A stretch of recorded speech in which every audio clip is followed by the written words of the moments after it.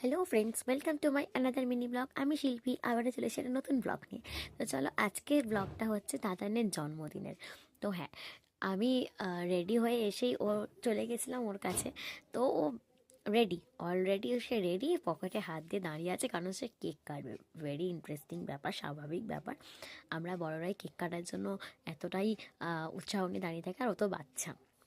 যাই হোক, তো দেখতে পাচ্ছ, আমিও তার মাঝখানে একটু কেক কাটা শুরু করে দিয়েছিলাম, কারণ আমারও তো কেক কাটতে ভালোই লাগে। ও তারপরে চলছিল কেক খাওয়া দাওয়ার পালা। কে কাকে খাওয়াবে, কে কাকে মাখাবে, এই নিয়ে শুরু হয়েছিল গন্ডগোল। তো তারপরে যাই হোক, লাস্টে আমি কেঁদেই ফেলেছিলাম, কারণ আমার ভাইরা আমাকে এতটাই কেক মাখিয়েছিল, লাস্টে আমি কেঁদে ফেলেছিলাম ন্যাকা কান্নার মতন। যাই হোক, তো তারপরে চলো, আমি আর তাতান একটু ডান্স করে নিচ্ছিলাম, ঢিঙ্কা চিকা ঢিঙ্কা চিকা ঢিঙ্কা চিকা।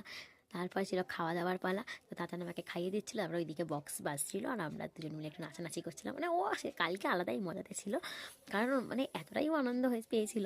তো তারপরে এইদিকে আমাদের চলছিল ঝাঁকানাকা ডান্স। ভাই বোনরা মিলে আমরা করছিলাম ঝাঁকানাকা ডান্স। রাত্রির 12টা অবধি আমরা এরকম লেভেলের ডান্স নেচেছি, মানে কেউ বাদ নেই। দিদা, মামি, আমরা, ভাইরা, বোনরা, ও সবাই মিলে একদম একাকার কাণ্ড। আমি দেখতে পাচ্ছ, আমার দিদার হাততালি দিয়ে নাচানাচি শুরু করে দিয়েছে, কারণ যতই যাই হোক, এই বয়সে আনন্দ করাটা একটু ইম্পর্টেন্ট। তো এই দেখো আমার দিদা ও সেই লেভেলের নাচ করতে শুরু করে। তো চলো, আজকের মতন ভিডিওটা এইটুকুনি, টাটা।